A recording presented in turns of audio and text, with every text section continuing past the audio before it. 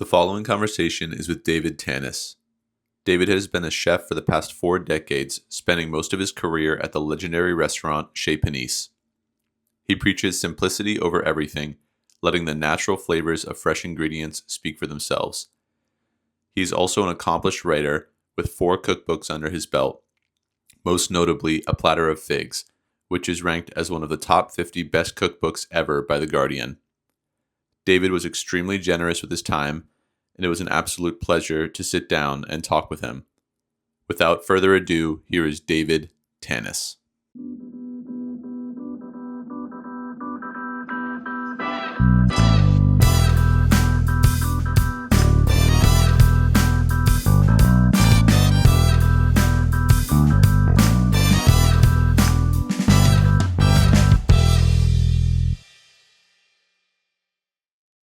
So let's start at the beginning. What led you to become a chef?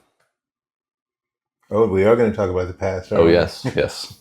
I don't know. I sort of fell into it, but I've been cooking since ever I was thinking about it this morning. I was cooking since I was 20, so that's been about 100 years now. I was not that interested in college. I suppose I ended up being in the kitchen a lot at school, and I ended up working with a chef in the kitchen who was really good, and I just kind of got the bug and went from there. Though I never went to cooking school. I just learned along the way. Fortunately, I ended up working with a few really good people, and then I don't know how it was for you, but you went to school, but it's the same anyway. I mean, it's like you have to sort of monkey see, monkey do, Exactly. Yeah. And it's like if you understand what it is, then you go for it, and then you discover that you have a palate, or you have a certain kind of talent, or you're okay with a knife and all of that kind of stuff. And as you acquire skills, it becomes more fun too. Yeah, I think people talk about that all the time online, like you shouldn't go to culinary school, it's a waste of time, just do this. I think both are good. Like neither's better than the other. Learning on the job is incredible because nothing beats real world experience. Yeah, I agree. So, you need everything, but also reading and traveling, really good way to learn as well. I struggle with reading a lot because I'm such a slow reader. It's like I can read like 1 book a year. I also just don't really make a ton of time for it, but it's something I'm trying to be better at. Well, reading cookbooks, I'm talking about more than reading novels. But yeah, novels is good too. True. So who was that first chef? You mentioned you like kind of started when you were 20, and then you were lucky to work with someone who was kind of talented off the bat. Who was that person that you were working with? His name was Ernst Reck. He was from Austria. I don't know how he ended up at our little college in California, but somehow he did. But he was actually a trained European chef. He had so much talent, and I learned a lot from him. Yeah, from little things like, how to hold a knife, but also, how to flip vegetables in a pan and all of that sort of thing. Yeah. But mostly, everything he made was really delicious. And it wasn't just standard, dining hall food. It was all kind of elegant in a way. So I think that was the first beginning. Do you remember at that moment, like when you were kind of cooking with him, was it immediate, or you were like, this is kind of what I should be spending my time on? Well, I knew I liked doing it. I had already sort of begun, I taught myself how to bake bread when I was in high school, just from a little recipe in the New York Times. Which you now write for, so, full circle. And so I had some kind of attraction to it already. I was baking bread on a regular basis and making pies and things like that. It just seemed like a sort of a natural progression, I guess. Just moving from baking into cooking. Yeah, I don't know that I thought, oh my gosh, I want to be a chef when I grow up or something. But it felt natural, and I enjoyed it. So I think that's what it was mostly about. Well, that's good. I always wonder, like, which is better to start with, like baking or cooking, because I feel like baking is so logical. It kind of sets you up for success. But when you're like cooking, especially like on the line, it's not as like, by the book logical. You really have to kind of have some finesse and like come up with stuff on the fly and season constantly and all these things. But I feel like baking is a great foundation for cooking because you kind of have to be really, Well, it's methodical, and that's important. Yeah. There are different kinds of baking too, like bread baking and some kinds of pastry making they don't depend on precision exactly. They depend on more sort of touchy-feely. You have to know, is the dough feel right? But also there's some wiggle room. It's like, if it's an extra quarter pound of flour, it's not going to necessarily ruin the experience. But then there's more precise baking that I'm not so good at. I struggle with bread, honestly. Like the first 3 or 4 loaves I ever made were pretty good. I was like, this is great. I was going out of salt, flour, water, yeast, which is a great book. I really enjoy that book as a reference. But then I don't know what changed, but I couldn't do it anymore. All my loaves would come out like bricks. Really? And yeah, I think it was, maybe I was overworking it or something. I don't know, but certainly struggled with it. Well, maybe you could get back into it. Yeah, need more practice. I don't know, were you doing like sourdough stuff or? Yeah, I never made a starter. I was doing mostly straight doughs, like just kind of from active dry yeast, and I didn't want to get into anything too crazy. But I feel like now, like I've seen so much more bread making at work with Lisa, and like watching Abby do it, like one of our bakers, they're always using like a starter, or they're just doing bulk fermentation like overnight. And I feel like that is better, and also just a little bit more uniform instead of like active dry yeast to start it. I feel like it can be inconsistent as well. If your yeast is old, like it might just not bloom and kind of come to what you need it to do. But well, generally speaking, I think if a dough can rest overnight, it's better in a lot of ways, because of the hydration and all of that sort of thing. But it also gets a little what's the word? I don't know. It just has a little more maturity. Yeah, just one night more. And then you discover that certain doughs can actually stay in the refrigerator for several days and even be better. So there's that. But mostly, I think one of the mistakes that a lot of people make is making a dough that's too stiff. I think that's what all the nowadays, all the that hard trend for hearth baked natural sourdough bread with big holes and all that kind of thing. That kind of dough really has to be awfully wet, almost too wet to handle, and that gives it room to rise as well. It doesn't, Yeah. A lot of the doughs in that book, he talks about like, this is going to be like way more wet than you're comfortable with. Like it's like 70 or 80% hydration. Yeah. But yeah, I think that makes a lot of sense. And what I also love, like what you mentioned, like, leaving it over in the fridge just that one night, like really makes a difference. What in the first chapter of that book, he talks about time and temperature as seasoning. Like you're kind of using the time and the temperature to enhance the bread. It's not just like, stuff is happening. It's it's changing. And it's alive. Yeah. Which I think is really cool. Like I wish I was better at baking. It's just practice, just like anything else. Yeah, but I think also a lot of times those books can be scary when they talk about 80% hydration and all of that sort of thing. Sometimes you have to put the book down and just understand how the dough feels. Right. Exactly. And you don't have to measure that much. Yeah. I think that's what I was running into, is because like I followed it to a T every time I did it, and I wasn't taking into account like room temperature, what season it was. Like now, I feel like I have such a better understanding of hydration in the air from before, because I've been working with so much pasta this past 8 because months. now you're ace with pasta dough, so you should be an ace with every kind well, of thank dough. you. I appreciate that.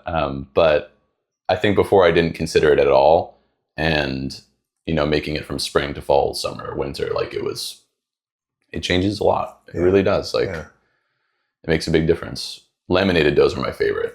I wish that was easier to do at home, like puff pastry and Danish and stuff, but it's kind of tough without a roller, Well, without a machine roller. Yeah, I mean, you can do it. It's just, much longer process. A little bit, yeah. I feel. Yeah. But they're fun too. There are some shortcut flaky pastries that were almost as good as laminated, where you kind of leave big chunks of butter as you mix them in, and when you roll them out, then those little chunks kind of spread. So you're not actually folding the dough with sheets of butter. Is that like a shortbread? No, it's not. Well, kind of like a shortbread. I mean, kind of what you do with scone or that kind of thing. But I do that with pie dough as well. Yeah, that was the first thing I thought. It was like pie crust, the pea method, where you kind of pinch it and but big peas. Big peas, yeah, grapes, the grape method. So tell me about I watched a bunch of your stuff that you've done before, like your interview you did with JBCC. This was like 2016, I think.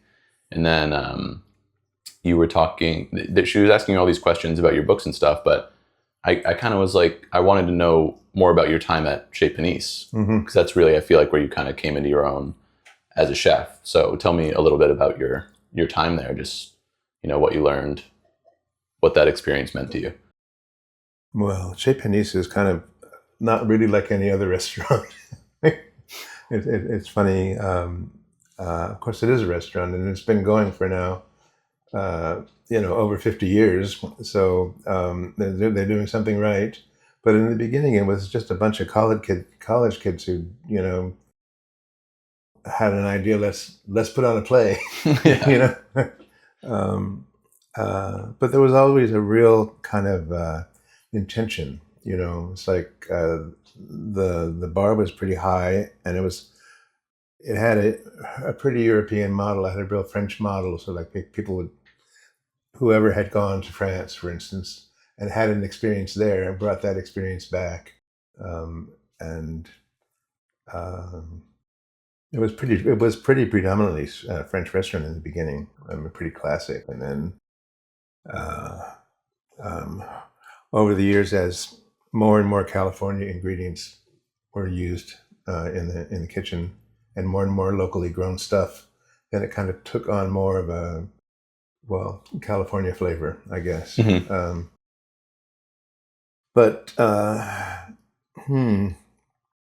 So it was an exciting place to work, but it was a crazy place to work too. Well, it still is in a lot of ways, but now it's more regimented than it was in the beginning.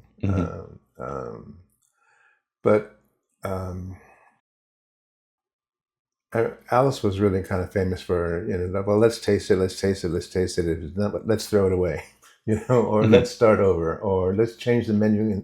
Because there was only one menu for the evening when they began. It was just the one restaurant downstairs, and it was a single prefix menu every night. And when you're doing that, you might make a little mistake along the way, or you might just decide we're going in the wrong direction. Let's change it for the second seating. So there's always that kind of, if it's not right, let's fix it. Let's make it even better than it.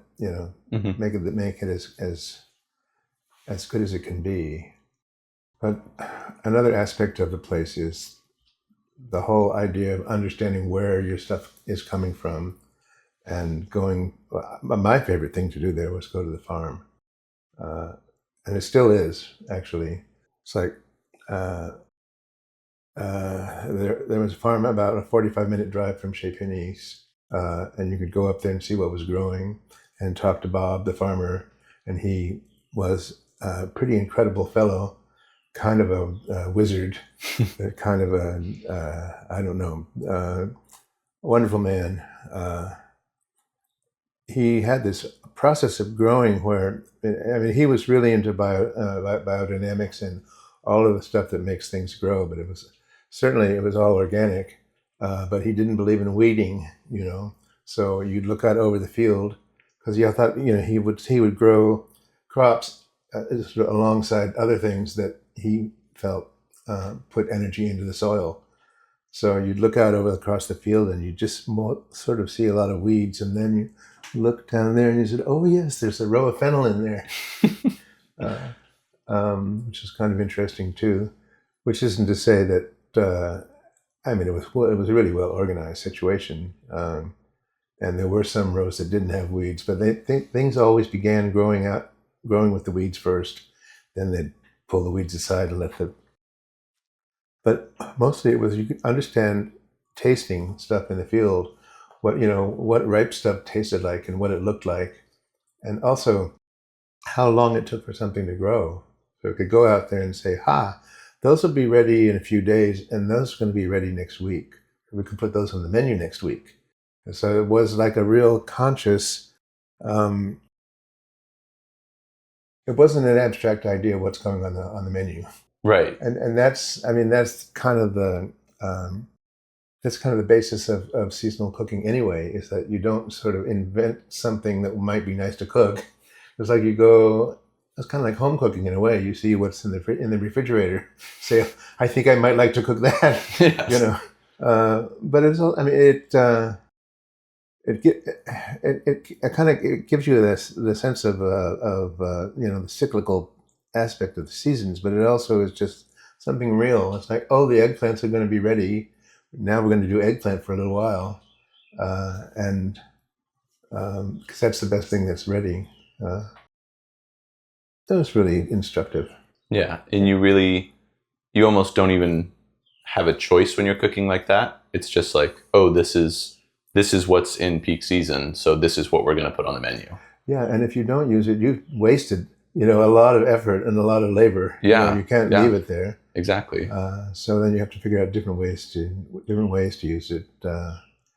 Some kinds of preserving, or sometimes but just maybe 5 different ways of cooking the same vegetable, so it isn't exactly the same every day. And it's a real challenge too, because when you don't have that choice and you're kind of just cooking what's available, like you said, like you kind of got to keep it dynamic year to year, because every August is going to be tomatoes, so how can you make tomatoes a little different next year, or just how can you highlight them differently? But I kind of really enjoy that style of cooking, and I think it's become more and more popular. Like Little Moss, I feel like is a very similar model. It's like we try to get as much as we possibly can from the farms around us. Mm-hmm. And it's amazing. I love talking to the farmers. I think you met Peter. Mm-hmm. Yeah, he's so great, and like he brings the chives in, and they're just so tall and beautiful, and like it's such a joy to cut them, and you can just tell that he really put a lot of care into it. Well, and you can sense the freshness too. It hasn't been. Oh yeah. Hasn't been in some walk-in refrigerator somewhere in California, Yeah. At least not in the summertime. Yeah. And I always think about that. Like when the tomatoes come in, we just they come in, rinse them off, and then we just process them. Like they never even go into the fridge sometimes, genuinely. That is the best. Yeah, just straight from the ground. When they have never seen a refrigerator, that's when they're really alive. Mm-hmm. Yeah. But it's also exciting, year to year. It's like, asparagus is going to be soon. So let's not use it until it really is there, and then it's there, and you use it like crazy, and then on to the next vegetable, because there's only a certain length to the asparagus season, so it's fun. Yeah, it is. It is fun. It's very dynamic. It makes it interesting in the kitchen. Like you're not just buying the same thing constantly with the same dish on the menu around the whole entire year. Yeah, but also, you sort of develop, I don't know, sort of a fondness for a certain kind of vegetable. Mm-hmm. You see it again, and you haven't seen it in a year. It's like, the vegetable is back. I'm like that with ramps. I really enjoy ramps. Ramp season this year here was like a week and a half. It was so quick. We had it on the menu, I think, for a week, mm-hmm. and then it's just gone. There's just no more ramps. How do you think working with Alice Waters shaped you, like as a chef? I know you mentioned she's constantly tasting, so I'm sure that was a big takeaway. But I mean, you worked with her pretty closely for a long time. Well, yeah, I know Alice pretty well. You know, there's a point at which, you know, it's a professional relationship, yes, but we've been friends forever. Mm-hmm. You know, we've been on holidays together. You know, so we know each other sort of pretty awfully well. So you understand other things about, you know, it's not just that she's a good cook. You know, she has an aesthetic, you know, and there's kind of a poetry to the way that she lives, I guess you might say, and all that comes into play. I mean, even at the restaurant, when she designed the restaurant, she kind of made it look like her own house, you know, and sort of instilled that kind of aesthetic into the whole place and into the concept of the place, you know. So when the vegetables are beautiful and you just put them in a basket and set them on the table as people walk in, it's kind of wonderful. I guess that's kind of in a nutshell, that's kind of what it is. It's like, oh, it's exciting, it's beautiful, because the beauty part is really important too. Well, as well as the taste and all of that kind of thing. But it's all of a piece. It's not just I'm cooking and I put the plate up. You know, it's like Right. I'm cooking. I was just over there. Now there's people over there who are going to actually consume it. They're going to get excited about it. The place has to smell good. It has to look good, and you have to have the sense that the cooks are excited about what they're doing. The open kitchen concept too, I think, is something that she really championed. It wasn't so common when Chez Panisse began to have restaurants that had kitchens that were open to the public. Mm-hmm. You know, there was always a door. And so in that way, took the wall down from the dining room to the kitchen. Customers could see exactly what was going on. They could wander into the kitchen and interact with the cooks. All that stuff that Alice really wanted to have happen. But, you know, then it turns out, oh, the kitchen's beautiful too. You know, it's not just, you know, it's not a horror back there. I mean, it's hard work, you know, and it get messy and all of that kind of thing. But you're kind of also working in a beautiful environment instead of like everything stainless steel and loud noises and all that kind of stuff. For sure. Yeah, so I think that's part of it. I love open kitchens. The first kitchen I ever worked in outside of school was like just a quarter of the dining room was just there was like a counter all the way around, and then it kind of hid what we were doing. And I loved just like being in the dining room. Something about it, like, you know, people start trickling in and then start sending out food slowly, and then like peak service, just when everybody's around and, you know, they can't see what we're doing. And the chefs bring out the food to the table and then describe it. I love just like how thin that veil is between cook and patron. I think there's something to that. Oh, definitely. Yeah. You know, and it's interactive, you know, I mean, it's kind of, each side kind of gets a charge from the other side. You know? Right, yeah. It's like when you're cooking for someone who's excited about what you're doing, you kind of jump in and show your excitement as well. It's nice. Yeah, and you actually get a chance to see, you know, a guest eat your food and, you know, kind of perk up and be like, wow, this is incredible. And you're like, wow, I just put that together. Whereas normally you just send it through the door and then it's gone in the ether, and you have no idea. And you have no idea. As they're leaving, they have to smile at you and say, that was really good. Yeah. And that's nice too, right? Yeah. So, there's all of that. Also, cooking over fire was a thing that was kind of championed at Chez Panisse from the very beginning. There wasn't always a fireplace in the kitchen, but there was like a wheelbarrow with, you know, coals in it out the side of the back door, so they were grilling from the very beginning. And then there was a fireplace right in the kitchen, like 3 feet from the dining room. So not only did it smell good and look good, but, you know, you could customers could see the birds on the spit, or the roast, sort of on the grill, or the grilling vegetables and all that kind of thing. It's an active process. It's just magical. I love cooking over wood. We have like a little solo stove out back, and it's like whenever we have people over, I'm always like, let's have a fire and let's cook something over it, because it's just so fun. And I don't know, something very primal about it. It's how we originally would cook things. So it's just definitely. I don't know, it makes me more excited about it. I think I definitely, like, in the future, if I were to ever have a restaurant, it would definitely be like wood fire as much as possible, because I think it's just so fun and exciting. And I feel like a lot of restaurants have really dialed it in. Like, I mean, there's restaurants all over now that do wood fire, and it just looks incredible. And when you look at like the best like steaks, like the best steaks in the world, it's always over wood fire and somewhere in Italy, nice fat steak. It's just nothing better. It's just that wood just gives it something that it needs. Like, it just gives it that aroma. Yeah, aroma for sure. Yeah. And depending upon what you're cooking over, herbs or vine cuttings or or apple wood or whatever it happens to be, makes a difference as well. But there's something really immediate about it, and primal, as you say. Yeah, for sure. So can you like boil down California cooking and just like what does that mean to you? I know we talked about like, going to the markets a little bit and fresh produce, but like what is it in one sentence, California cooking to you? Oh, I don't know. It's all of those things, but I don't know. I think that what California brought to the table, literally, there's a kind of a sort of a casual sense of cooking, and indoor, outdoor, mostly fair weather,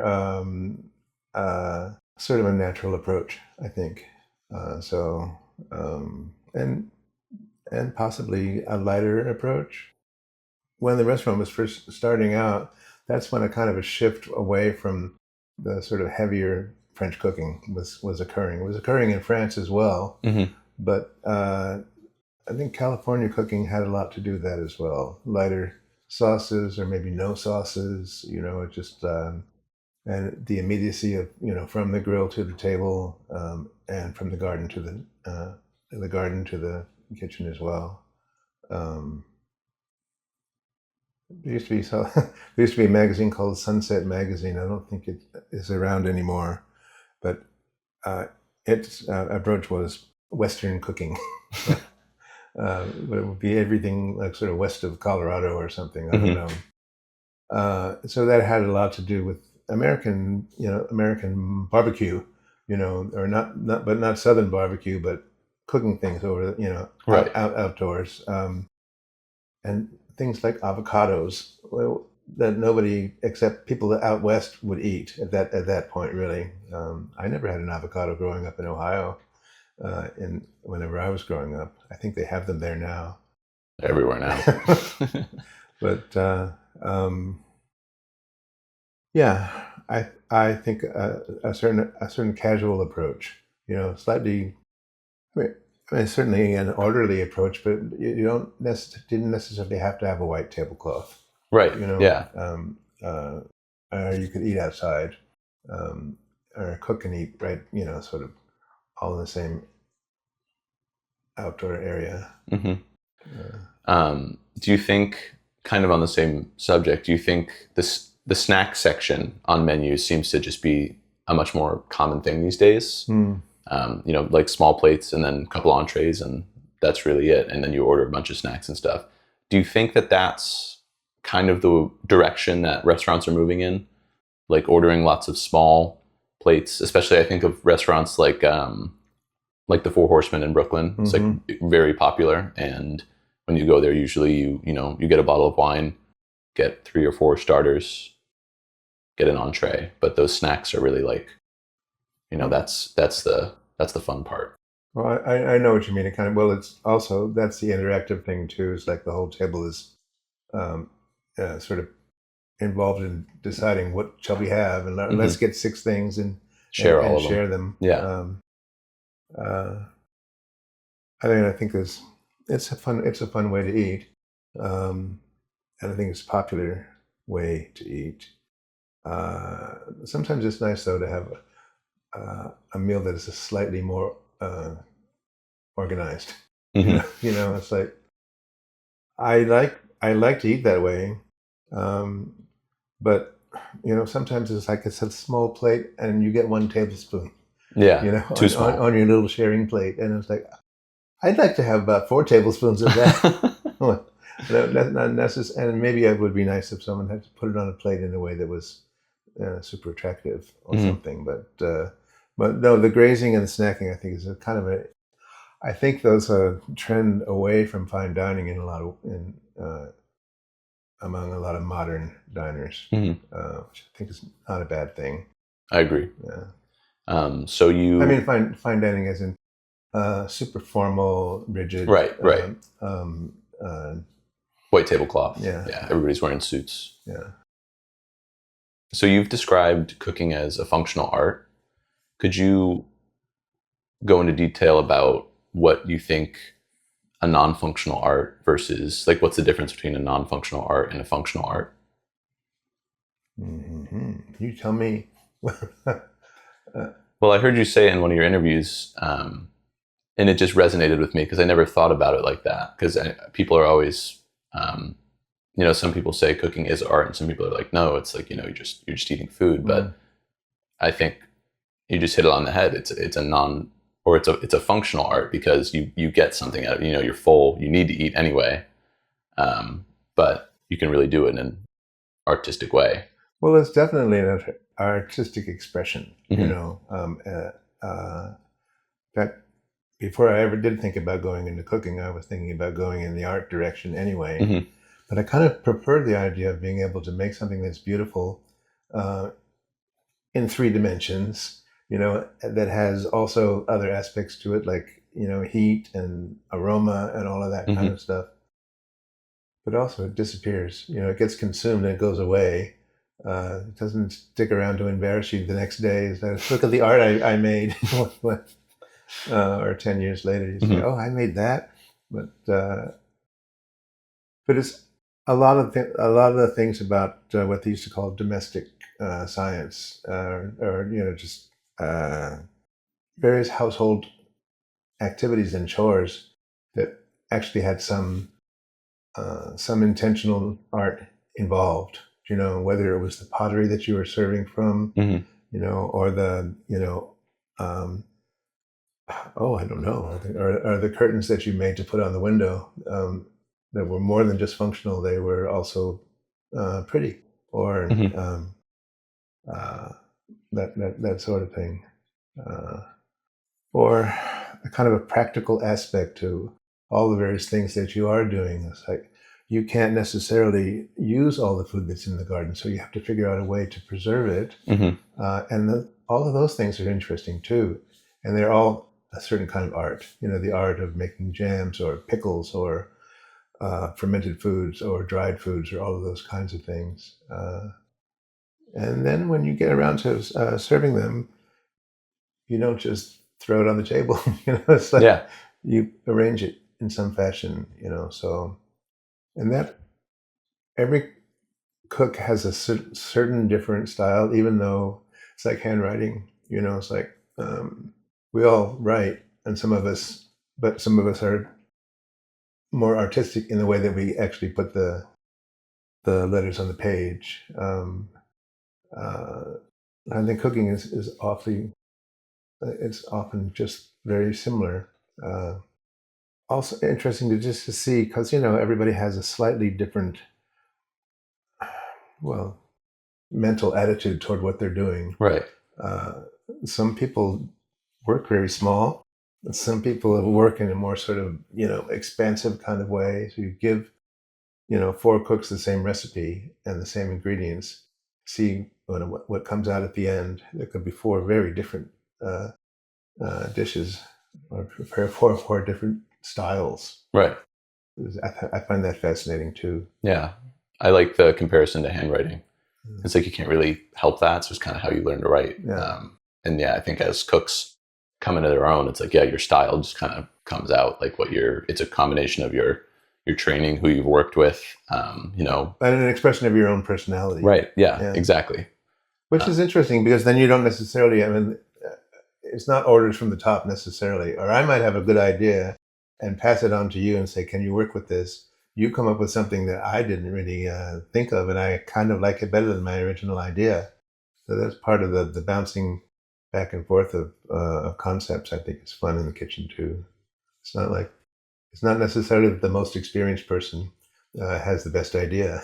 Right. We're all bouncing things off each other. Yeah. So I think it's important to like work in kitchens. I always think it's crazy when people like go to cooking college and then they are like, okay, now I'm a private chef. It's like, well, you actually never really worked with anybody, and so you don't have that, you know, cumulative bouncing of ideas that would help you form your own style. Like you're just operating in a vacuum, which is not great for creativity, I would say. No, but it's a real wonderful way to sort of, you know, get a group of people together and with a common goal, you know, and everything that goes along with that. Have you done a lot of fermenting and preserving? A little bit. I guess I have to say a little bit.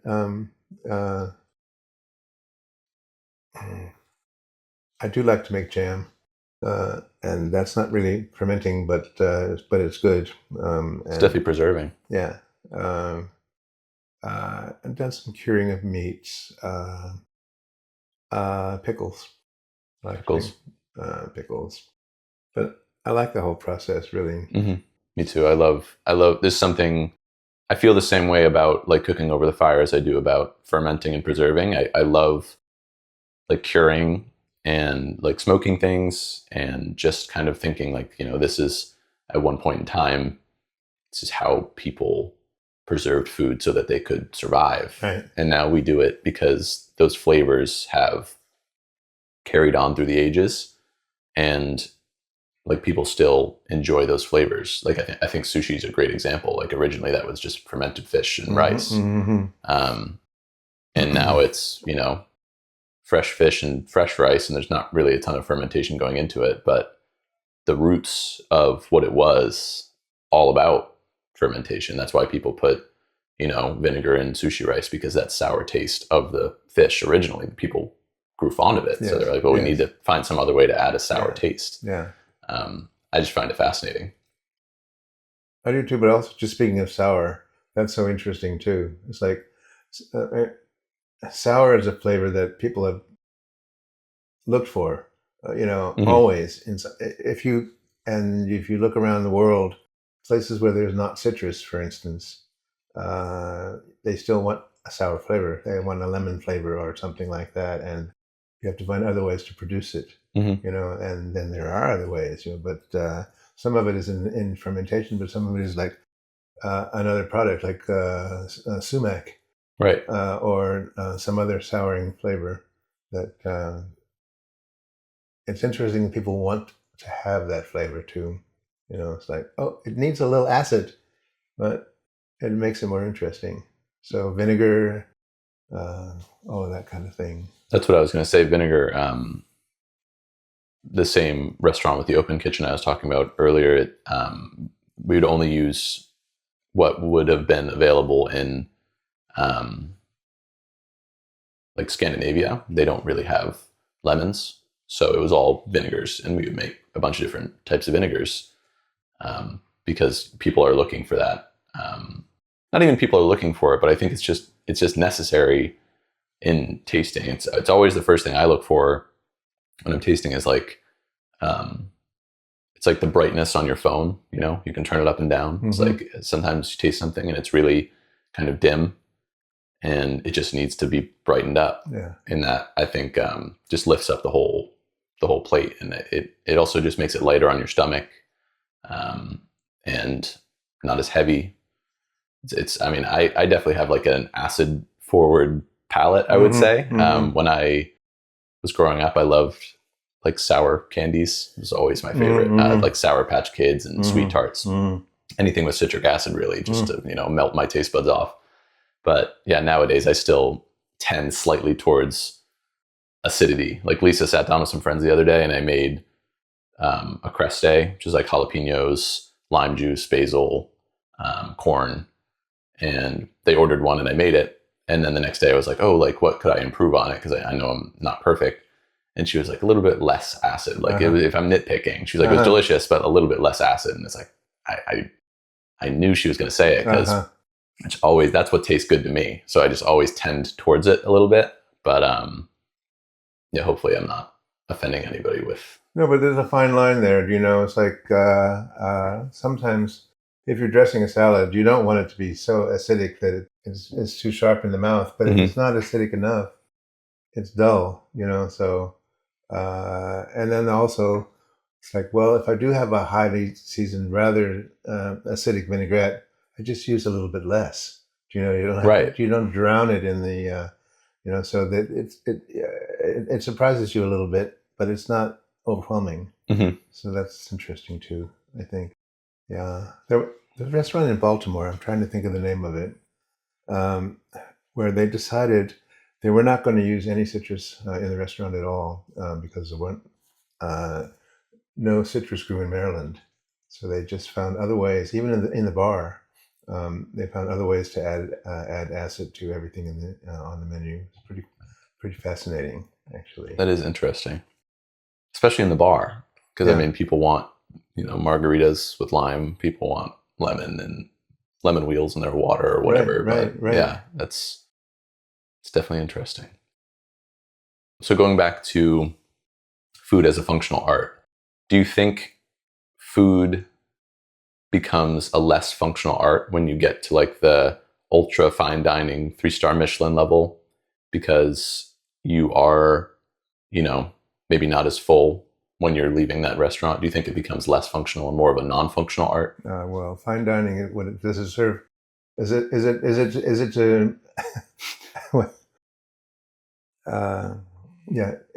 is it survival food or is it entertainment? Right. And that that's the difference. There's a difference. I think there is a difference. But I don't know. It's hard to say. Chefs want to be chefy a lot of the times, and sometimes they really ought to be chefy. But you can't.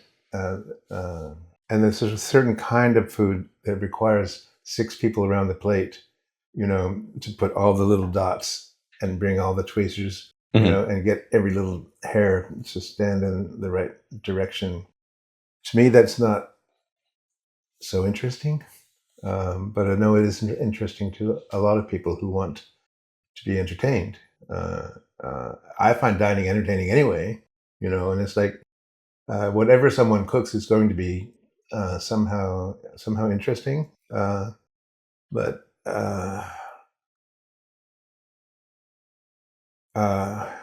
with that kind of fine decorative dining, sometimes it just it can become just a series of flavors that don't necessarily relate one to the other. It's like when you have a tasting menu that has 18 dishes, for me that's difficult because you start to get confused along the way, or you forgot what the first dish was because you now have tasted so many different flavors. But there's a trend now too of when with desserts or whatever, to make them a showpiece, and I think that's fun. But I wouldn't necessarily want to drop molten chocolate on the table every time I served dessert. Right? Yeah. Every table's getting dessert, so you got to do that to every table. But so there's that kind of performative aspect that I don't know. Is it overdone now? I don't know. But there's definitely an aspect to cooking that wants to be somehow decorative, amusing, and entertaining. Yeah. I do. I think there's a place for it. Like I think the crazy places like Alinea or Noma, it's like these there's a place for it. But I do think it becomes less functional. And I watch a lot of videos of people like dining out online. And usually sometimes they're just like, I went and got a burger after I'm done. And I'm always kind of like, that's crazy because there's 24 courses. Like, Yes, shouldn't you be stuffed? Yes. But yeah, I was just curious if you ever thought of it as less functional, because I feel like it is less functional, especially when you get into the performative.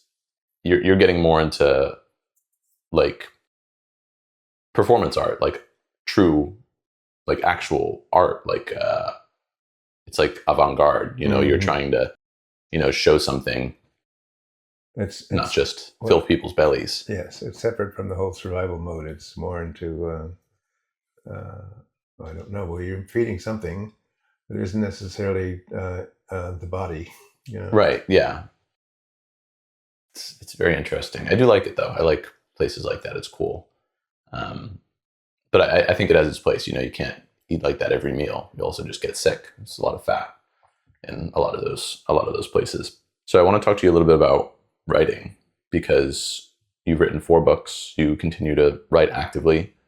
So I just want to ask you, what goes into making a cookbook from beginning to end? Like all the little things. Like what's the process like? It's hard. It's hard. There's not that. I mean, it's hard.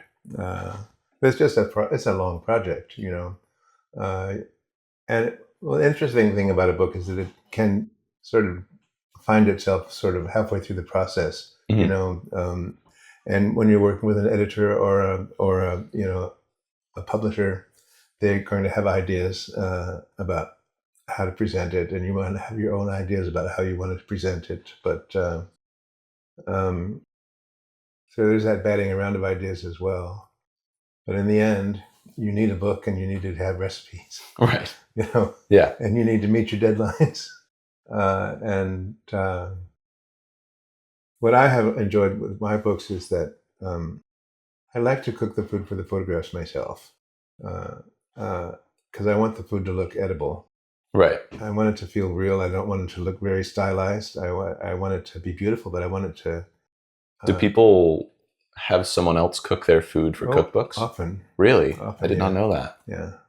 That's crazy to me. I feel like that's, you got to cook your own food if it's going to be in the cookbook. Yeah. Like, there are so many cookbooks where the author is not involved in the actual cooking of the food for the photographs.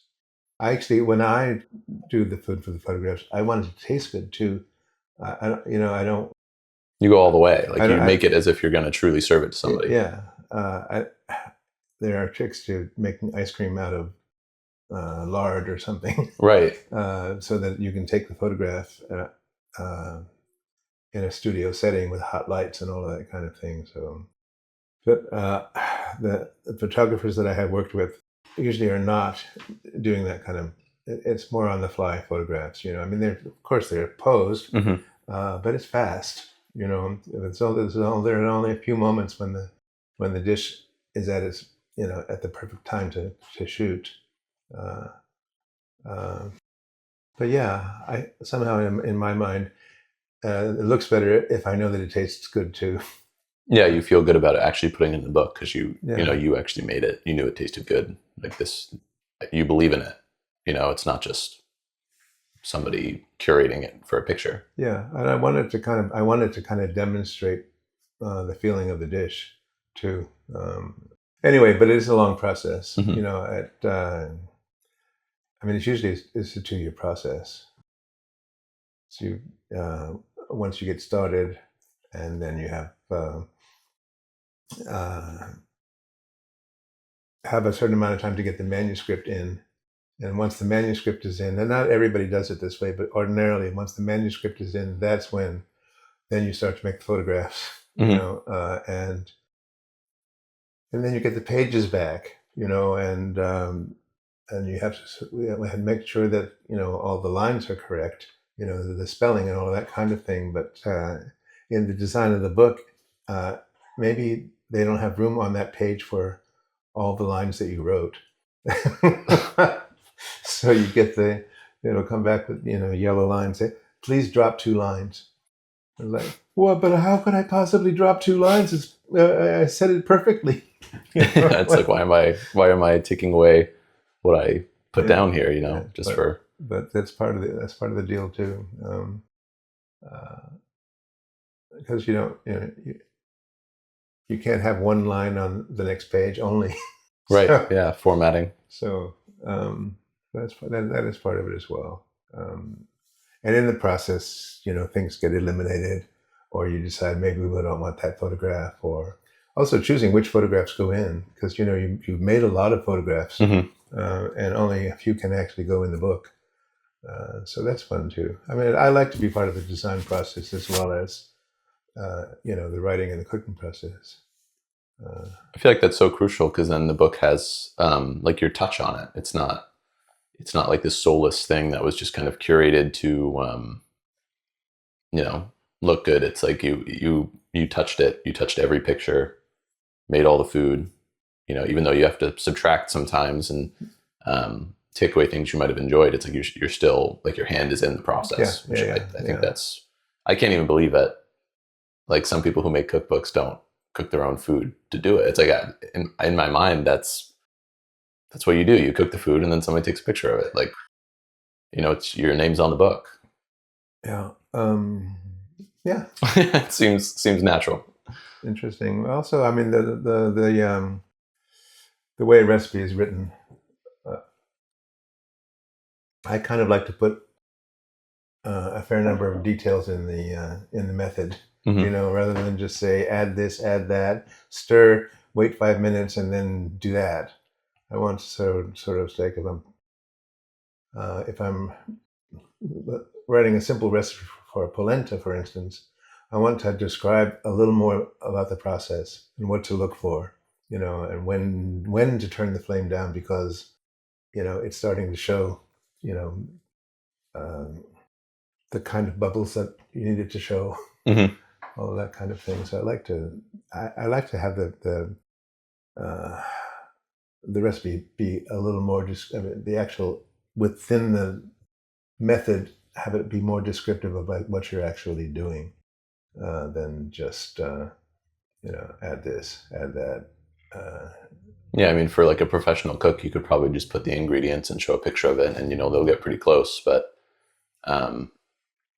for your average home cook or someone who doesn't really cook that often, I feel like you need to put things like that in the method, because how are they going to know? Well, yeah, it's a way to put a little personality in a recipe as well. But on the other hand, I also do like the kinds of cookbooks. Photographs in cookbooks are a relatively new thing. Yeah, I mean, some of my older ones, I always, or like Escaffier's book. You're looking through it and it's just words. There's not one picture in that whole book.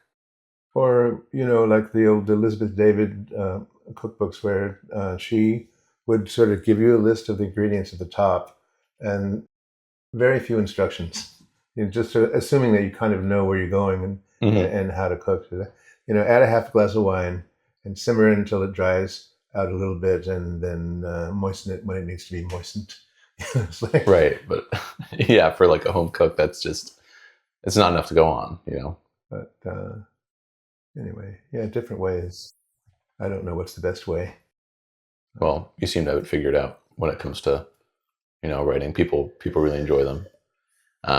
So change the subject a little bit, but thinking about things like 3D printing food, ultra processed foods, convenience apps like DoorDash and Uber Eats, and then looking into the future with, AI and, robots preparing food. Do you think there's a chance that cooking could ever fade as something that humans do? Kind of a, looking into the future question, but yeah. Is there a chance that people won't want to work in the future? Definitely. There's that chance, I suppose, but I don't know. I think you can only go so far with mechanization. It's weird. I mean, I don't know. I'm probably a really old-fashioned person, but even when I'm at the supermarket, I don't like to swipe my own. barcodes. You know, I'd rather have somewhat of an interaction with the person who's like. But nowadays everything is somehow is streamlined so that even the person who's at the cash register doesn't really have to know what the item is, you know, Yeah, it's all or how much it costs. So there's a lot of that. But a lot of times I feel like labor-saving devices have deprived somebody of a job. Yeah. You know, and it's not so much meant to be labor-saving as it is meant to be cost-cutting for the employer. Mm-hmm. You know, it's like, well, let me get 3 machines, and I only need 1 person. But there was an espresso robot at the San Francisco airport. I don't know whether it's still there, but it's, you know, part of that whole thing is like nowadays anyway, you go so many places and there's just a kiosk, and you order your own food, you know, and push the button and stick your credit card in, and then you're done. You know? Right. You don't even have to talk to anybody. In fact, in some airports now, there was a while where there would be a bar, you know, at every seat there was a little iPad, you know, and so it was just your little, you know, and no bartender really. Occasionally someone would come with a piece of, you know, you'd get delivered something edible, but it was, you know, something's lost there, I think. Yeah. And I don't necessarily, it's possible that robot in the San Francisco airport can make the most perfect espresso, but I don't know. It's like, okay. Yeah, you're losing something. Put your nickel in and Yeah. out comes the coffee. Yeah. You know, it was really freaky. I don't really eat fast food very often, but I went to Wendy's the other day because I was craving it and I just hadn't had it for a long time. And went through the drive-thru, and it was AI. Was it really? It was really jarring. It was like, hello, what would you like? And, you know, I told it what I wanted, and I made a mistake, and then I was like, oh, actually, could I change this to that? Just made it, and then fixed it, and then that was it.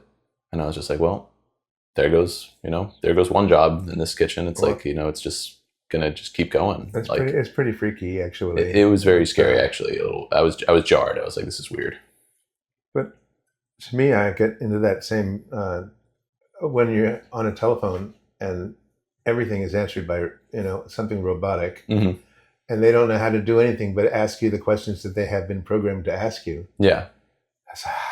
You know, it's like, how do I get out of this? It's like, literally, and then you spend an hour with it just to then be connected to a person, and it's like, well, you know, could we just start with the person and get to the bottom of it? But well, that's interesting, because then a lot of the drive-thrus now, I'm always surprised I see people driving through McDonald's. It's like, it's just, or Starbucks, or whatever it happens to be. It's like, drive up, get your stuff, keep on going. Maybe eat in the car as you're driving down the highway or whatever, but something's lost there. Although some people really kind of enjoy the whole ritual of, like, I've seen people I'm back in an airport now, and I'm seeing the people at the airport getting their fast food, whatever it happens to be, in all this packaging. You know, it's like everything has to be wrapped and wrapped and wrapped, and then it goes in a big bag at the end. But I have seen people really enjoying the whole process of unwrapping, you know, and it's like a little present. You know, putting everything on the table, and but so, and now that they will have cars that will drive themselves, you know, so you have these robot taxis. You can take a robot taxi to McDonald's and talk to the AI voice, and probably there's, you know, there will be an AI cook in there at some point as well. Right, and that kind of leads me back to the original question. Like, do you think there's a chance when you look at, you know, 2100, 2200, do you think there's going to be a time where people just stop cooking? That's an interesting thought, because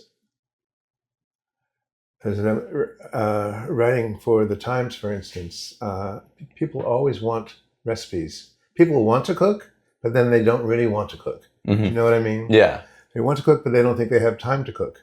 It's like, or they have so many other responsibilities. They have kids to feed and get them to bed, or they've been working all day and they need to get food on the table. And so everybody wants a shortcut of some sort, which isn't necessarily a bad thing. But on the other hand, cooking takes time. And so when people start talking about 30-minute meals, it's like, really? I have to really run around the kitchen. It's like, oh yeah, I was like, 30 minutes, it's not very much time to get, food for 4 people together, or 6 people, or however many people you're serving. It would be more relaxing if I could have 40 minutes. at least, like, please. Yeah. God forbid an hour, But now the big trend is toward, 3 ingredients, 1 pot, which is not a bad thing either. Because I have friends in Italy, and in Italy they don't. Italians don't like to put a lot of ingredients in their food. They like it to be relatively simple. Mm-hmm. So we talk about that. It's like, well, I don't know, 4 ingredients, that's good. Maybe 3. but now it's no, 3 ingredients and 1 pot and 5 minutes is what they want, and that's asking for a lot. Yeah. How do you feel about this? Is just like a question I want to ask you. Because I feel a type of way about it, but how do you feel about air fryers? I don't know how to even use one. Me neither. What? I think they're so silly, and I always see people online like, oh, this is the best 5-minute air fryer dinner that you can make. Cook a steak in an air fryer. And I'm like, God forbid, like, just take out a pan, like, learn how to cook a steak, or, use your oven, or just anything. Like, I know it's basically just a little convection oven, but I think it's a step towards that, like, oh, well, I don't have to cook. It's, you just put everything in the box, boop, boop, done. It's basically a robot already cooking for you. Yes. So how do you feel about air fryers? Do you feel similar, or? Yeah. Yeah. I don't have one. I wouldn't know how to use one, and I probably wouldn't buy one. But I'm a little bit that way with microwaves. Mm-hmm. It's like I'd rather have a toaster oven than a microwave. And speaking of cooking a steak in a pan, there's a process to that that's kind of enjoyable. For sure. It's like, if you're good at it, how long it takes to really get the right sear that's not too hot and not too low, and all of that kind of thing, and the whole process of watching it do what it does. Mm-hmm. Seeing the little beads of liquid come to the top of the steak and all of that kind of thing. That's part of the process. But a lot of people are fascinated by the whole, boil in the bag, right? Or circulator, cook it at, I don't know what, 100 degrees for 3 hours, and then brown your steak after you've taken it out of that heavy duty plastic stuff. To me, that isn't attractive, but I kind of agree. I thought sous videing was so cool when I first learned about it, did it for a little bit, and then it's kind of like, it's a lot of plastic we're putting into the garbage can. Quite a lot, yes. When we could just poach it, or cook it any other way. Makes me a little sad, and also just like the plastic that then, like, you're warming the plastic, and then how much of that is going into the food that you're then gonna consume. It's not zero. There's a certain percentage of it that we're eating, and that's kind of spooky. Yeah, so you're old fashioned too.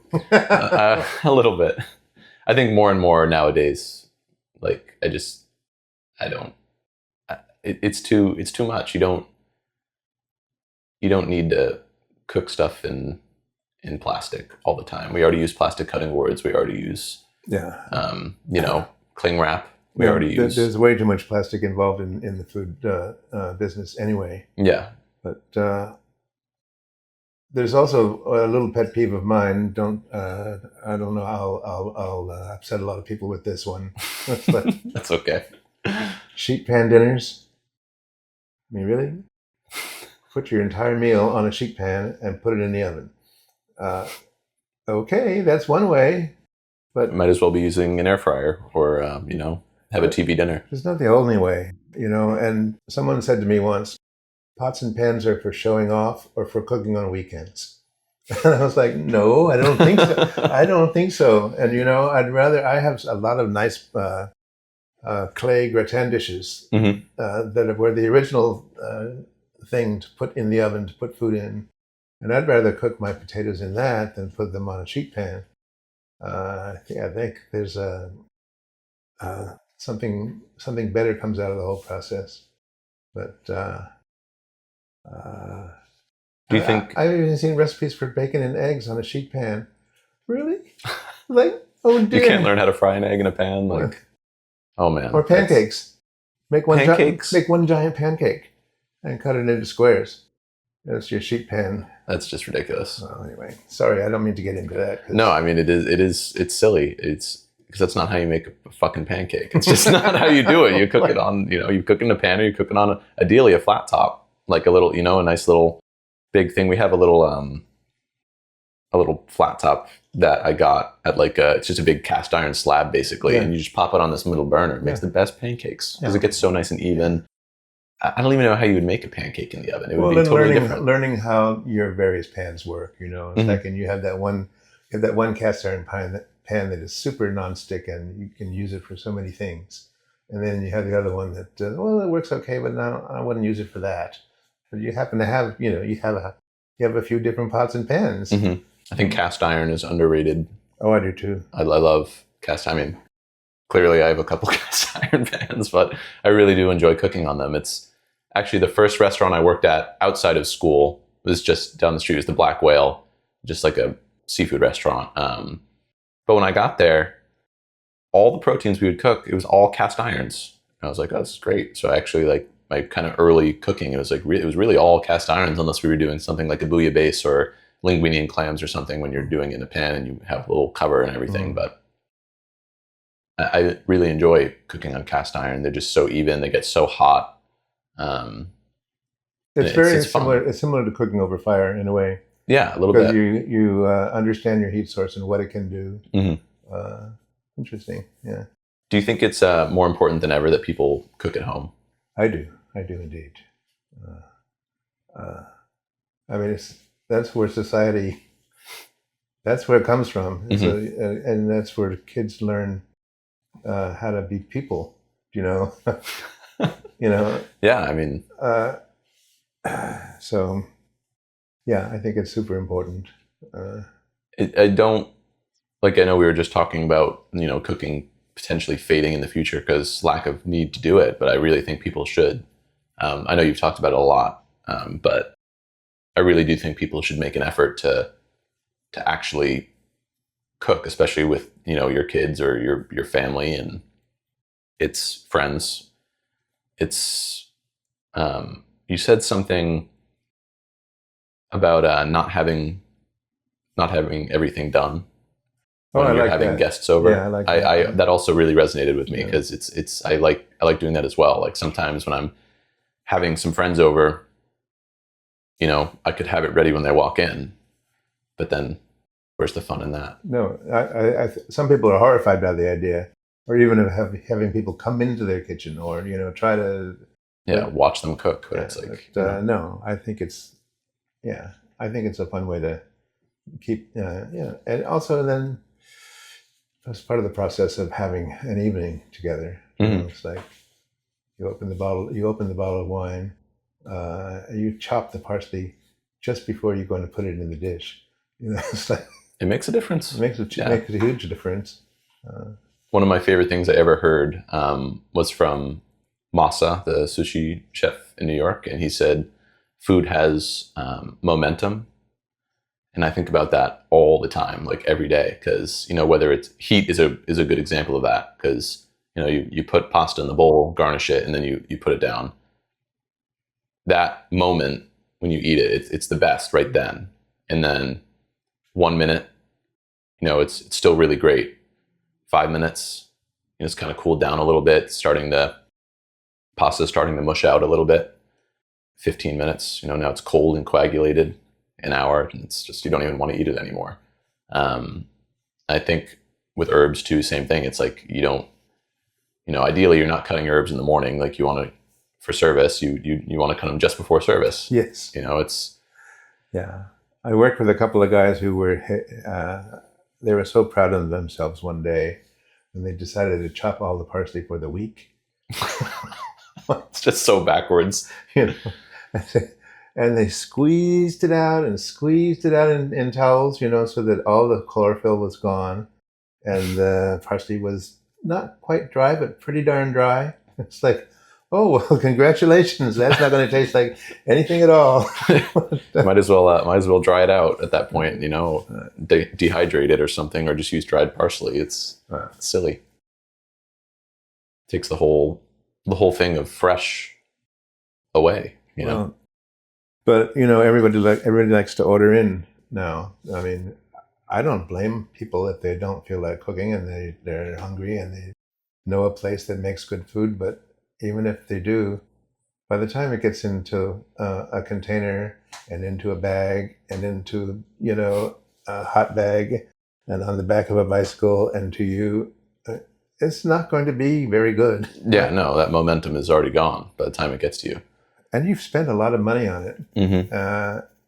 And it's not attractive either. Yeah, that's what's crazy about DoorDash and Uber Eats is it's like you're spending $25 on food, but it's going to be $50 after fees, and you tip the driver and all this stuff. It's like you're almost paying double for what you're getting, and all you're getting is convenience. Like somebody brings it to you. You're paying. Is it really worth double? Like, I don't think so. Personally, it's insane. Well, you are preaching to the choir. Yes, definitely. I certainly am preaching to the choir in this case. Do you think, I know you, simple food is kind of your MO. That's kind of your mission. Do you think food can ever be too simple? Do you think there's like, you know, you haven't done anything to it? Or do you think that that's really the secret? Well, I mean, that's an age old argument. Alice used to get this comment back in the beginning when she would sort of take food from the garden and not do very much to it, you know. And she, the comment was, "That's not cooking, that's shopping." But on the other hand, shopping is really a part of cooking, you know, and understanding how to purchase food, you know, and what is the best stuff, you know, all of that thing. That's all part of the whole process. So if it turns out that you've bought the best strawberries and that they're already good, maybe you don't have to do anything to them, and it's still okay. But what's cooking? You know, it's like sometimes olive oil and salt is really just the best thing to do, and other times, maybe other times it could be considered lazy. But no, cooking is putting food, getting food ready to eat, and however you do it. Still, I kind of like that. No such thing as too simple. You know, it's just, I think if you're maybe using subpar ingredients, you need, like, maybe you'll do more to it. But yeah, when you're working with like the best produce you possibly can, it's almost like, well, why do anything? Well, I mean, yeah, because sometimes you have to work hard to make something have flavor, Mm-hmm. you know. But if you start out with something that actually has flavor to begin with, then yeah. On the other hand, you know, so there's simplicity and there's simplicity, and some things just take a long time. Mm-hmm. If you want, if you want it to taste right, then you can't make a broth in a minute. Right. Or like you can't have tender short ribs in 30 minutes. You know, it's not going to happen. Like, I don't care if you have a pressure cooker. It's not happening. Like, Pressure cookers are good though. I'm always shocked these days to see how many recipes call for, you know, 1 14-ounce can of beans. It's like, really? I know it's convenient, mm-hmm. but a can of beans is never going to taste like a pot of beans that you cooked yourself. Oh yeah. It never is. And it's not such a hard thing to do. To cook a pot of beans and then you've got beans for a few days or whatever. But places in Italy, a lot of places go and get prepared food that's prepared just so you can go home and work with it. Do you know what I mean? Mm-hmm. So they would, for instance, they'll cook spinach and squeeze it, and you can buy a little ball of cooked spinach so that you can go home and then chop it and throw it in your pasta. But it's real, you know. It's Mm-hmm. like, or you can buy beans that have been actually cooked, you know, for that purpose. It's like, this is ready for you. All, you know, these various things are ready for you. Now go home and cook. Mm-hmm. I kind of like It's that. kind of nice, yeah, because it's not completely taking away the cooking aspect that like a frozen dinner would. Yeah. But you know, it's still real. You mentioned a couple times in a few different interviews that the smell of pasta cooking is something that evokes memories or happiness. Why is that? Like that specific one? Like what kind of made it so nostalgic to you? Well, I kind of really just like anyway, sort of walking into a room and you understand what is cooking because you just inhaled it, you know, so you can smell rice in the pot, or you can smell pasta in the pot, Mm-hmm. or potatoes, or whatever it happens to be, or onions cooking in butter, you know. That's my favorite. Onions and butter is unmistakable. But yeah, but so I mean, aromas also trigger sense memory, you know. So when I smell my mother was not Italian, but nonetheless, I still remember the smell of spaghetti as it was being drained into the colander, and then in my mind's eye, I see the colander. It was kind of a beat up old aluminum colander, you know, Mm-hmm. and I see the pot that the spaghetti was cooking in, and I remember, you know, the sort of feeling of, oh, we're having spaghetti. Very exciting. You know, that kind of thing. But yeah. Would you say that's like your happiest food memory? We could say that for right now. I don't know. We can circle back to it. Yeah. That was going to be my last question, but yeah, we'll circle back. So I know you've traveled a fair bit in your day. We talked about this a little bit at work when you were doing the dinner. But what's been like your favorite, or not your favorite, but when you went to a country what country impacted you when you were there, like with the food? It's really my favorite thing to do. Is well, I think I'm just obsessed about. Not that I'm obsessed about food, but when I go to anywhere I'm traveling, I like to go to the market pretty much first thing. Mm-hmm. I like to go to the museums too, but I'd really rather see what's in the market and what people are cooking. I always find it exciting, and everywhere I've been, every market is slightly different, but the markets in Asia are very different from the markets in Europe. But it's always something interesting happening, you know. And which one? I don't know. Probably it's the place that I'm visiting right now, but I mean, as I think about it, very exciting times, in Vietnam and Thailand, Mm-hmm. but also really exciting times in Mexico. And a lot of it does have to do with aroma, but it's the immediacy of the food and the people who are selling it, and the people who are shopping. It's fascinating and sort of stimulating too, I think. What was the question? Question was just like what place do you think impacted you the most? Like a country when you went and went to the market, had the food, or just what, like, first thing that you think of that really, like, I guess I am asking your favorite experience in another country. Yeah. What's your favorite? Yeah. People, I don't know. Let's come back to that one too. Yeah, it's okay. It's totally fine. If you could share a piece of advice for young cooks, or just people who maybe want to cook and are just starting, in your experience, what would that one piece of advice be? Keep it simple, and try to understand what you're making. don't get fooled by, all those flashy objects. Just keep it simple. Keep it simple. I love it. It doesn't get better than that. I mean, it's really it, isn't it? I remember at school I was infatuated with, I need to get to New York or Chicago and bust it down in Michelin-starred restaurants for 10 years, and then I'll be a good cook. But I think I've realized, working past 3 or 4 years, it's really not what's important, because you're missing that, keeping it simple. Like that's the last thing you're doing. But the other side of that advice is work with somebody you admire. It doesn't have to be a famous chef.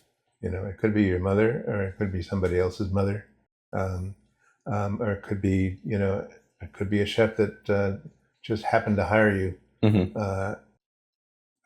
But if you admire what they do, it goes a long way toward learning what it is to be a cook and how to cook. I completely agree. Yeah. I think that's so important. On my externship at school, which I think is like the best part of culinary school, is you get to go out and actually work in a kitchen. I went to Oscar in Brooklyn, which is the Scandinavian restaurant, and I mean, Chef Frederick Berzelius, that's like, I remember, so I also made the decision to cook probably when I was 20, and I got to school when I was 21. But that eater video that they did at Oscar, where I watched that video 30 times before, and I wasn't even cooking yet. There's something about that, something about the food that they were doing that just like called to me, and I was like, this is it. Like, this is what I want to do. So when it came time to do my externship, I was like, well, where do I want to go? I was like, oh, I'm going to try to go there, and I ended up being able to go there. And like, yeah, I mean, getting to work with someone who literally inspired me to start cooking, like that was irreplaceable. Like, it was critical. So I think anybody, out there, if you're in school and you have the chance, like, go for it, especially if you're young. Like, find someone you admire and go for it. I think that's super important. I do too. Big time. Yeah, I do. Because it almost feels surreal. Like, you're there and you're like, wow, this guy like actually inspired me. And now I'm like, putting it together. But it might not just be the rarefied aspect of what they do. It could just be their personality. Yeah. It could be that they're calm, or that they don't seem to get flustered when they're, that they seem centered. That's important. And that translates too, I think. 100%. Yeah. It doesn't look good when you get all flustered during service. It's never a good look. What was the hardest day you ever had? Can you remember a day that you just, you wanted to throw in the towel? Yeah. There have been a few.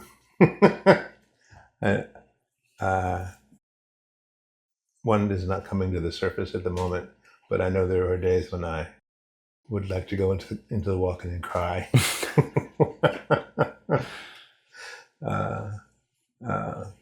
Or did. But there can be challenging days, that's for sure.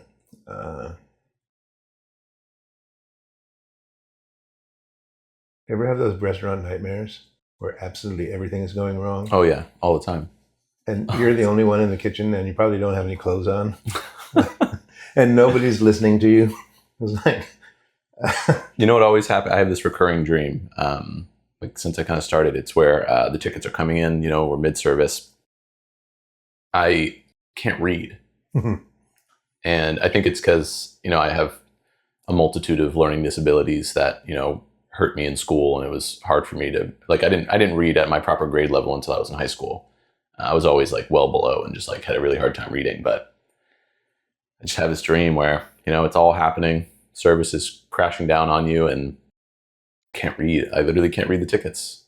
like trying to tell people what I need, and then, I don't know how to cook. Like, I'm looking at the pans. I'm like, what do I do? Everybody around me knows exactly what they're doing, and I'm just like lost. So I get that one a lot. Yeah. Yeah. Those are the worst. They are. But and you always get it during a busy week too. So it's like, you're at work all day, you come home and you try to sleep, and then you're just at work in your dreams, being an idiot. And living that horrible day again. Yes, exactly. And then wake up and right back to it.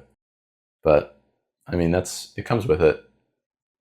It comes with it. It's the stress of the job, but there's more stressful jobs. I think people play up the stress of restaurants to like the maximum, but I think it's probably a lot more stressful to be a brain surgeon or, a firefighter or, something where your life is on the line directly, or somebody's life. Well, there's that, but if you don't feel that way when you're in the kitchen, then maybe you're just not motivated enough. It's True. like you don't. It's a pity to do something that isn't well done. Yeah, or stimulating. Yeah, but I don't know. With all of these things, it's like so much depends upon serendipity. It's like, is it on a perfect day, everything's going right? It's like all the cooks are cooking the food, and it's all good. Everybody's doing the right thing. The waiters are all in a good mood. The customers are happy, and there are no glitches anywhere. That doesn't happen very often. But when it does, it's like, it's almost, it's like magical. Yeah. It's like, it's like a show. I think that's what you work for. Yeah. Really. Everybody strives for that. Because it is a dance, like service is, the waiters or waitresses bringing out the food while it's hot. Like, it hits the table right when it should. And, Totally. It's a theater. It is, yeah. And theater. Some performances go really well. Others, well, if that curtain comes down and you can do it again the next day. Exactly. And just always trying to be better. That's really the key. What do you want your legacy to be? You've had quite a career. You've written some incredible books. I don't really consider myself to be a great chef. I mean, if I can teach somebody something, and I think I have, then I will be happy to have somebody feel that they experienced with me some degree of understanding, or learned a little something, or I don't know, picked up a kind of an attitude that they could take with them. Yeah, I think that's good. I feel like a lot of times people are like, I just want to, be remembered for my cooking or all this and that. But I think that's more like, I feel similarly. I just want to, people learn. I get very excited when people learn stuff. Yeah. Like those little light bulb moments when you see actually the light bulb go off in their head. Yeah. Or even like when we were at Little Moss this past week, and like just like showing you how to make agnolotti. It's like, that was, I just love that. Like, just, you learned something new, and getting you to do it. That was a great moment for me, actually. It's like, it's not like I haven't made pasta for a lot of years, but I never made the pasta the way you were making it. And it was really fun. It is like that. That's, I don't know. That's everything. It's fun. It brings me back to like making cookies, when you're a kid. Like, it's just, you're just hands on, like you're doing something. I don't think I think the hands-on aspect is like that's why I was like, do you want to do it? It's like, you can watch me, but you're not going to learn how to do it until you touch it. Well, that was a great moment. It was. I'm glad that you were able to see it. And what a great pasta shape. So it's so cute, so pretty. Yeah, it's like a little pillow. So we're on to our last couple questions here. So what would your death row meal be? Your Oh, that's my least favorite question. Yeah, it's a cliche, but I'm curious. I mean, like, oh well, I don't know how hungry I would really be if I knew You're famished. It was going to be my last meal. True. But yeah, I don't know. A lot of people really know the answer to that question. It's a hard question. I don't really know the answer. I thought I knew it before, like, because my favorite meal is chicken piccata, but I don't know if I'd want that to be like my last thing. I don't know. So under what circumstances? Am I on death row? Yeah, I mean, quite literally. Who's cooking it? It's like, maybe it has to be sort of a fantasy meal, more like, yeah. I want my grandmother's matzo balls or something. Yeah. But my grandmother wasn't a very good cook, so that wouldn't be a very good example. But something basic, something soup, good bowl of pasta, something with vegetables. Probably not a piece of meat. Fair. Maybe some spaghetti. Possibly, yeah. That's good. I'll take that. That's good enough. That's a good enough answer. This is going to be, you're really not going to like this one, but you can take your time with it. Top 3 cookbooks of all time. Top three. One favorite cookbook was Paula Wolfert's, her first Moroccan book. I think it was called Good Food from Morocco or something. It kind of put me on the path to really wanting to go to Morocco, and it took me years and years to get there. But I thought it was fascinating, and it kind of, I learned a lot from it. Another little cookbook that I don't, all these books I won't know the names of, but actually almost all the Elizabeth David cookbooks are really quite good, and it's just evocative, because she would write these rather slim volumes, Mediterranean cooking or Southern French cooking or Italian cooking mostly. This is a woman from Britain who just sort of was unusual in that she really became quite enamored of the Mediterranean. And that comes through quite a lot in the books, and they're all really informative.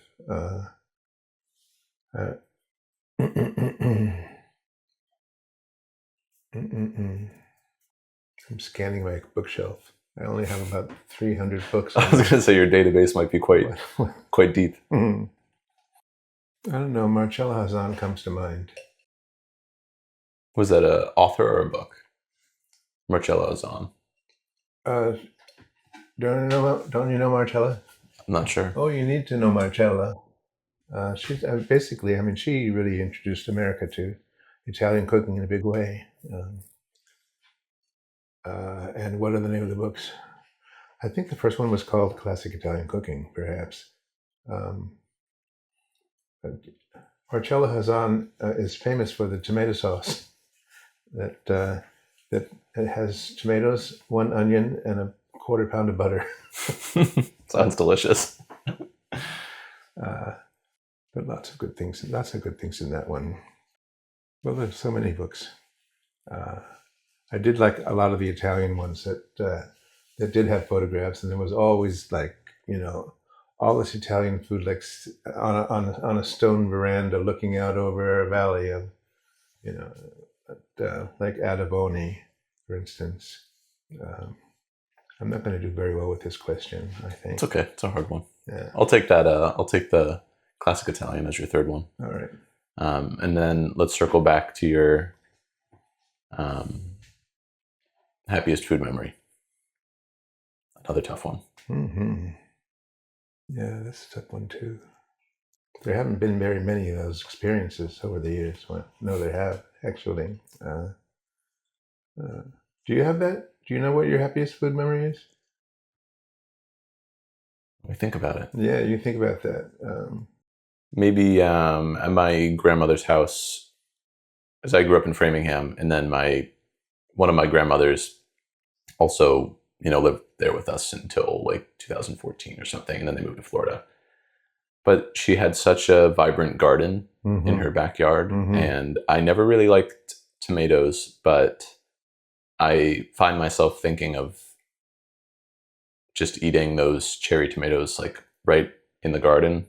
I find myself thinking about that more and more, especially working with tomatoes now. They're just so delicious, and every time I taste it, I just think of that one. So I guess, nice. I guess that would be it. I think I go back to something vegetable-y. I was thinking of that the first time I had an artichoke, which was I never had one growing up, and I guess I was college age, and I went to visit somebody who had a friend who liked to cook artichokes, and that was an awful lot of fun. It was interesting too, because the whole business of plucking off the leaves and dipping them and scraping them with the back of your teeth and all of that sort of thing. But then when I thought of that, then I thought of this time, the first time I learned about asparagus growing wild. And it was growing wild along an irrigation ditch on this ranch that I was working on. And a woman who was a cook I admired quite a lot. Very simple ranch hand type cook person, but she was really, really good. So she said, let's go pick some asparagus. And we had, I don't know, maybe there were 12 spears, just coming out of the side of the moist earth on the side of the irrigation ditch. And we just took them inside, boiled them with water and salt, and ate them with butter. And doesn't really get much better than that. Yeah. That was probably my first asparagus experience, and probably the best one. Yeah, it's all downhill from there. I mean, you start with wild, beautiful asparagus. It doesn't really get much better. But yeah, thank you for doing this. I appreciate it. It has been a real pleasure, actually. I'm glad you had fun. Yeah. This is, I don't remember what episode this is, but we're still less than 20, so I'm just kind of starting off here. But I really appreciate you, sitting down and taking the time out of your day to have a conversation. I've enjoyed meeting you. Awesome. It's been fun. Thank you. Yeah. Thank you, David. Bye, everybody.